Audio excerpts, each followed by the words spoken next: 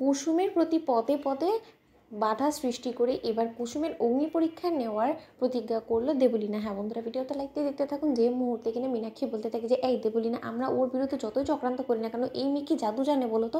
নয়তোবা তুমি এরকম আলতা, যে আলতার দাগ কিনা কোনোদিনও কাপড় থেকে সরে না, সেই আলতার দাগ অবধি সে সেখান থেকে সরিয়ে ফেলে সেই শাড়িটাকে পরে দিদিকে চমকে দিল। এটা কী করে সম্ভব হতে পারে বলো তো? দেবলীনা ঠিক সেই মুহূর্তে দেবলীনা বলতে থাকে যে আরে আন্টি দাঁড়াও না, সবে তো মাত্র ওর পরীক্ষায় শুরু হয়েছে, ওর প্রতি পদে পদে ওর জীবনে এত বাধা আমি সৃষ্টি করবো যে ও যাতে কোনোদিনও সফলতা মুখ অবধি না দেখতে পারে, সেই ব্যবস্থা এবার আমি করবো। ঠিক সেই মুহূর্তে যখন কিনা আয়ুষ বলতে থাকে যে আচ্ছা কুসুম, তুমি বারবার করে তোমার পায়ে আলতা লাগাতে আমাকে বাধা দিচ্ছ কেন বলো তো?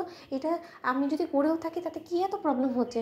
তুমি কি চাও মানে রাতুল তোমার পায়ে পরিয়ে দিক সেরকমটা? কিন্তু রাতুল তো পারছে না, তাহলে এর থেকে বরঞ্চ আমি তোমাকে পরিয়ে দিই। ঠিক সেই মুহূর্তেই কুসুম বলতে থাকে যে না ছোটো সাহেব, না সেরকমটা না, কারণ আর যাই হোক না কেন আমি যে আপনাকে মনে মনে আমার স্বামী হিসেবে গ্রহণ করে নিয়েছি, এবং স্বামী তার স্ত্রীর পায়ে এরকম করে আলতা পরাবে, এতে করে তো আমার পাপ চলবে, সেটা আমি কী করে হতে দিতে পারি? অন্যদিকে ইন্দ্রাণী গাঙ্গুলি যখন বলতে থাকে যে বাবা আয়ুষ, তুমি তো ভালোই কাজের হয়ে গিয়েছো, এখন তো দেখতে পাচ্ছি যে না খুব শীঘ্রই আমাকে আমার বৌমা খুঁজে আনতে হবে যার পায়ে তুমি এরকম করে হাঁটু কেটে বসে আলতা পরিয়ে দেবে। ঠিক সেই মুহূর্তে যখন কিনা কুসুমের পায়ে যাতে কাটা ফুটে যায় তার ব্যবস্থা করার জন্য যখন কিনা মীনাক্ষী বলতে থাকে যে এবার এই কাটাগুলোর মধ্যে দিয়ে যখন কিনা কুসুম হেঁটে যাবে না খালি পায়ে, তখন আমি দেখবো যে কুসুমের পায়ে কাটা ফোটা থেকে কে কুসুমকে বাঁচায়। অন্যদিকে এই কথা বলা মাত্রই যখন কিনা কুসুমের আলতা পরানো উৎসব সম্পন্ন হওয়া মাত্রই যখন কিনা রাতুল থেকে শুরু করে সকলেই সেখান থেকে চলে যায়, এবং কুসুম যখন বলতে থাকে যে এই সব কিছু গুছিয়ে আমি বরঞ্চ রেখে দেবো, আমি কতক্ষণ একটু এখানেই থাকি। ঠিক সেই মুহূর্তে কুসুম এই কিছু দূর এগোনো মাত্রই যখন কিনা কুসুমের পায়ে হঠাৎ করে কাটা ফুটে এবং কুসুমের চিৎকারের আওয়াজে আয়ুষ পেছন ঘিরে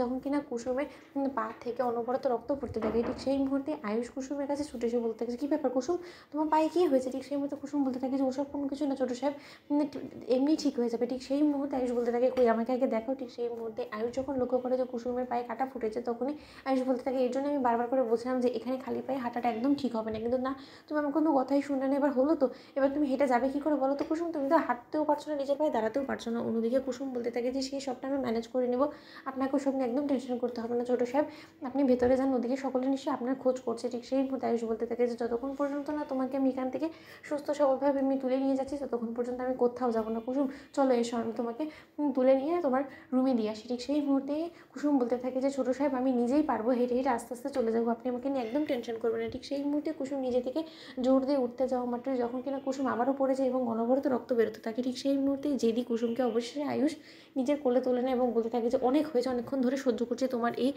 জেদগুলো, আমি আর কোনো মতে সহ্য করবো না, এবার চুপটি করে তুমি আমার আর সঙ্গে তোমার রুমে চলো। ঠিক সেই মুহূর্তে আয়ুষ কুসুমকে কোলে করে নিয়ে ও রুমে পৌঁছে দেয়। তো বন্ধুরা লাইক এবং শেয়ার করো, সাবস্ক্রাইব করো।